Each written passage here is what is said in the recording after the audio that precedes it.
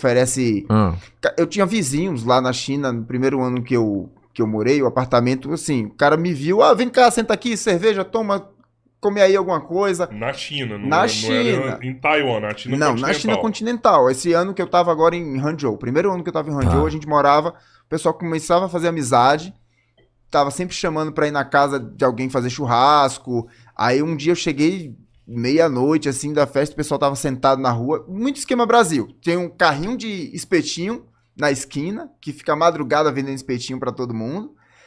Geralmente é uma motinha, esse do espetinho é uma motinha. Eles adaptam uma motinha, isso é legal. Puxam um freezer. Né? Tipo assim, a moto já vira, o carrinho já vira tudo, né? Você vai embora montando a moto e leva o espetinho. Aí eles montam na esquina depois do horário comercial, porque muitos deles são ilegais. Se a polícia vem, eles fogem.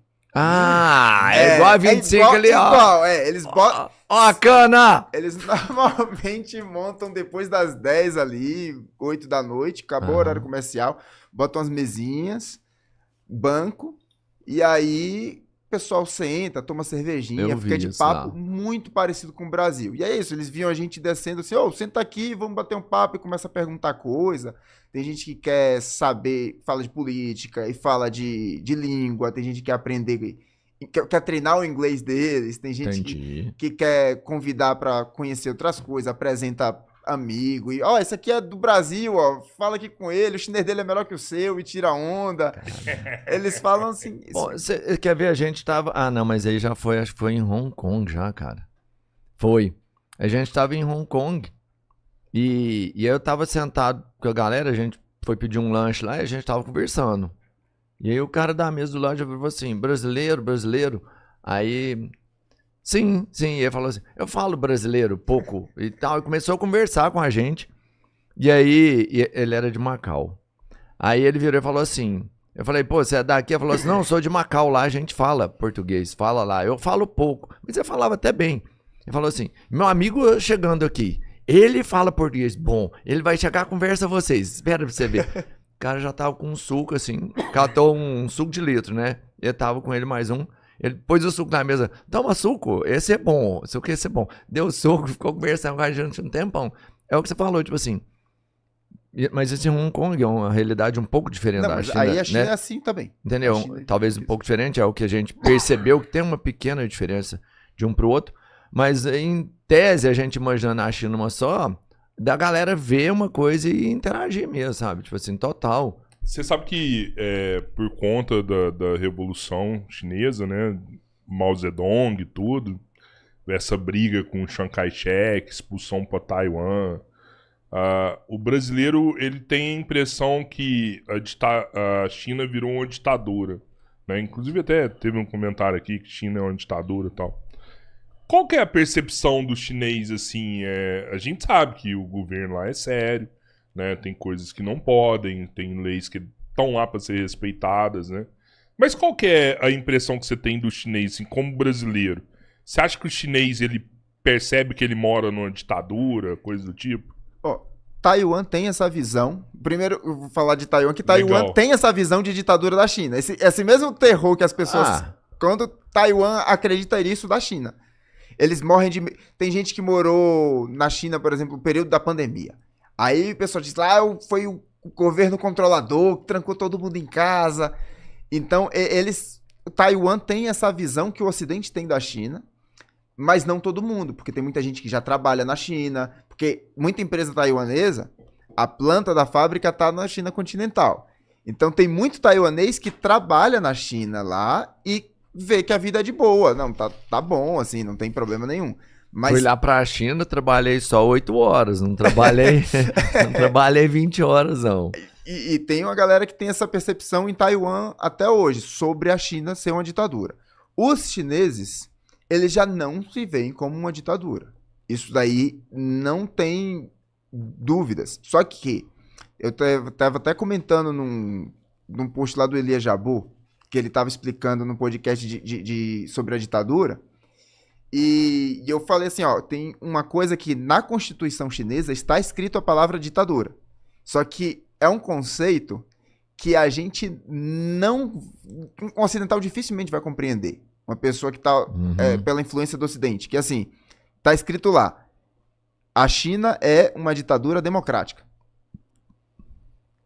Pro que a gente entende... É complexo isso mesmo, olha assim. Pra mim foi complexo.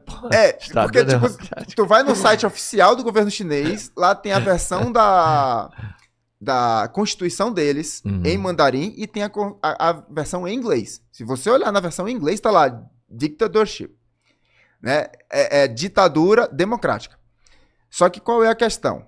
Aí a gente entra um pouco no mandarim. Conceitos que são abstratos, que são inventados pelo homem, é muito fácil de cada um ter a sua interpretação.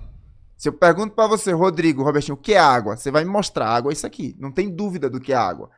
O que é madeira? É isso aqui. Agora, se eu pergunto o que é amor? Cada um vai ter uma opinião diferente, porque isso é um conceito criado pelo ser humano. O que é ditadura...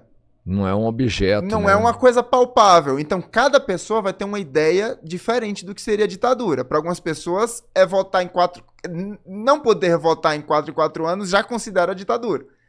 Para os chineses, o que é ditadura? Você tem 2 palavras para ditadura em mandarim. Uma é Ducai, que essa é, vamos dizer assim, a ditadura do mal. E tem a Zhuangzhang. Zhuang é de especializado, de algo que ele é específico para aquela coisa, e Zhang é política. Então, Zhuangzhang é uma política especializada, a ditadura no sentido de que só aquela pessoa tem autorização para tomar decisão. É uma política especializada. Tipo assim, só o político pode fazer as leis, pode julgar, pode fazer aquilo. Por isso que é uma ditadura. Ele não vai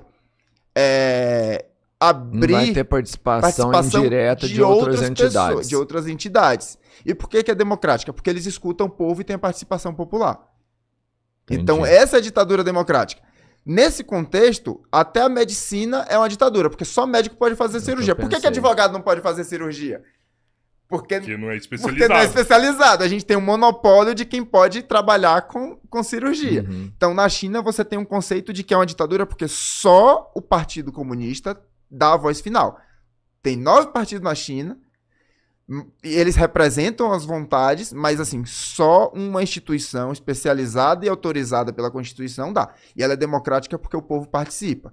Então, toda vez que eles vão ter um congresso para debater legislação, eles abrem para o povo votar das opiniões dele, e eles levam isso para conversa, às vezes demora anos discutindo para entender o que é melhor para o povo ali. É que essa é uma grande diferença da China. O termo, quando você usa e explica pra galera, tipo assim, por que só um médico pode operar? Porque só ele tem uma formação específica que capacita para que ele faça esse tipo de ação. Porque só o advogado pode defender, porque ele teve um estudo específico, só ele tem capacidade de entendimento para... Enfim, o político na China, ele também é uma formação. Ele não é um cara que concorreu, pleiteou e ganhou, e ele era, sei lá, um médico, um advogado ou um andarilho. E não é esse cara. O político da China, ele é um cara de formação política, não é? Ele é criado para ser o político. Os do Partido Comunista Chinês, eu não sei como é que funciona nos outros partidos. É isso, né? Porque tem um partido liberal, né? Tem... Mas você entende? Isso é uma grande diferença. O cara que tá lá exercendo o cargo, ele foi preparado, ele não sentou numa cadeira... Mas eu não sei se afirmar se é qualquer político, não, entendi, né? Entendi. Os políticos do Partido Comunista Chinês têm que seguir uma linha, têm que seguir uma academia. Né, mas lá tem mais 9 partidos, eu não sei como é que funciona dos outros. O que é que acontece ali? Os 9 eu acho que é palpiteiro, porque o Partido Comunista tem 90 e tantos por cento, está palpite. Essa ditadura que eles designam, ela vem de uma tradição das dinastias. É que vem para a gente olhar a história da China. Sempre uma dinastia caía, normalmente por revolta popular, por insatisfação popular. Então o pessoal derrubava a dinastia e entrava uma outra dinastia. Ou era conquistada por um reino que estava querendo o poder, ou um povo satisfeito. E como é que essa mudança de poder se dava na China? Você tem um povo insatisfeito, uma pessoa lidera a revolução e fala assim, ó, eles já negociam antes o poder. Assim, ó, com certeza. Você tá insatisfeito com a dinastia atual, tu tá insatisfeito, eu também tô. Eu tenho o meu exército, a gente vai botar pra briga. Mas se ganhar... eu comando, você tá de acordo? Eu tô prometendo pra você que eu vou fazer um governo melhor que eles. Aí já tá negociado isso. Eu conheço você me conhece. Minha linha é essa. Eu vou ganhar, a gente vai adotar essa linha aqui, pode ser? Vamos. Pronto. E aí é 300 anos de uma nova dinastia, porque já foi definido quando a dinastia cai. Então a China tá há 2 milênios nesse regime de alternância de poder dessa forma. O Partido Comunista, quando ele surge na China, por mais que já tenha sido fundada uma república, a lógica política do chinês ainda está dessa forma. Então o Partido Comunista fez o seguinte, ó, eu vou ganhar a revolução, vocês vão me dar depois autonomia para fazer a política. Então, enquanto o povo estiver satisfeito, ele tem a competência e a autoridade para estar lá no poder. No dia que a população se revoltar, derruba ele. Na cabeça do chinês é isso. Uhum. E o que aconteceu é que nos últimos 70 anos, desde a Revolução, né, de 49 para cá, o Partido Comunista deu um salto civilizatório assim, na China de evolução, de qualidade de vida, nunca visto em nenhum momento da história da China. Nenhuma dinastia fez um salto tão grande de tirar tantas pessoas da pobreza, da China, dessa evolução. Então, por mais que o partido erre em alguns momentos, que ninguém tá falando que é perfeito, e os chineses criticam lá o partido, assim, bicho, ainda é melhor do que a dinastia Qin, melhor do que a Ming, melhor do que a Song, melhor do que a Tang, melhor... Os caras estão fazendo coisa que nenhuma dinastia fez pela gente. E eles têm o conhecimento histórico do que aconteceu nas outras dinastias, né? Exatamente. Que é importantíssimo. Né? Aqui no Brasil a gente não sabe quando começa a República, não sabe quando foi o Império, não sabe nada da nossa história, mas lá eles têm o conhecimento de todas as dinastias. Não, é isso aí que ele falou. O chinês tem esse entendimento, Tem. o chinês básico. A aula de história deles eu acho que é a disciplina mais difícil, porque os caras têm que aprender a história. Se a gente Tem que aprende... saber. Mas na escola é isso também, né? Você tá falando da aula de história, mas é difícil que não fica pra trás nem nenhuma outra, Não, né? mas O cara tem que sair pensante com conhecimento e capacidade de usar. Os caras estudam muito, mas tem gente que depois que sai também não lembra muito das histórias, não se lembra muito. Agora, o que acontece muito, assim, tem até crítico do governo atual hoje. Eu converso com o pessoal e penso assim, não gosto disso, não gosto disso, não gosto dessa parte do governo. Aí eu falo, beleza. O que é uma reclamação comum, assim? Só pra gente entender o que é que deixa o chinês hoje infeliz. A economia, ele acha que a China tá quebrando. O principal hoje... É uma conversa, Albertinho, não é entrevista, mas é porque toda vez que eu pergunto um negócio, ele responde pro cara, ele deixa o cara enviesado. Mas você pode fazer isso também, Albertinho, a gente tá conversando, cara. Eu gosto de saber do cara. Pô, a gente tá conversando, isso aqui não é o Jô Soares não, caralho. Tamo numa mesa aqui, trocando ideia, pô. Pode interromper, aí fica à vontade. Mas assim, quando eu cheguei aqui depois de Taiwan, eu comecei a me aproximar da comunidade chinesa que eu não conhecia em Salvador. Uhum. Né? Então eu voltei de Taiwan, e aí eu conversava e foi em 2011, 2012. Tava começando a estourar um monte de casos de corrupção aqui no Brasil, mensalão, essas coisas. E eu, revoltado com a política do Brasil, comentava com os chineses. A resposta dos chineses era sempre, na China também tem. E quando eles me falavam o número, era muito maior a escala. Não. O brasileiro que é indignado com o mensalão daqui não faz ideia. O mensalão é fichinha comparado com os escândalos de corrupção que aconteceram na China. Para. Agora não tem jeito não. Albertinho vai grilar com você. Deixa eu te falar. Só que o cara depois vai pra cadeia e ele é executado. Mata ele, né? Não, aí sim. Vai. Mata ele. Não, então tá, eu vou acreditar que realmente, porque pelos valores, pela capacidade, pelo tamanho, pelo giro. Mata de cara? Não é mata de cara, eu sei, né? Pronto. Não tem louco lá, Vamos não. esclarecer a audiência aí, demora anos. Vamos lá. Às vezes o cara tem a chance de retroceder, negociar, devolver. Né? É igual aqui, né? Não. Aqui todos devolvem, não vai preso, não nada. Todos os chineses falavam, não, eu falava de corrupção no Brasil, os caras falavam, na China também tem e é pior. E eles falavam dos números, assim, por causa da escala da China. Então, primeiro, como lá não tem impunidade, lá o negócio é sério, a galera lá não se arrisca por pouco.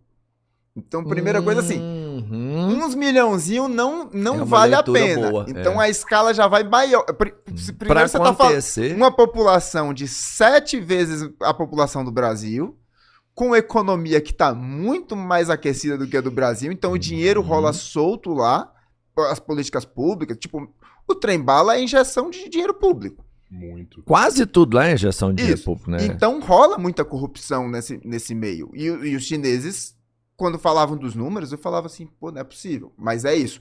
Quando o cara cai na investigação, aí, tipo, lascou pra ele. Porque vai ter investigado, vai ser julgado, tem todo o processo legal interno da China, que é diferente do nosso, e aí eu já não entendo nem tanto do processo de julgamento do Brasil, que dirá da China. Eu tenho que estudar, porque todo mundo pergunta. Eu coloquei essa roupa ridícula e você ainda não se inscreveu, deu like e comentou? Que palhaçada!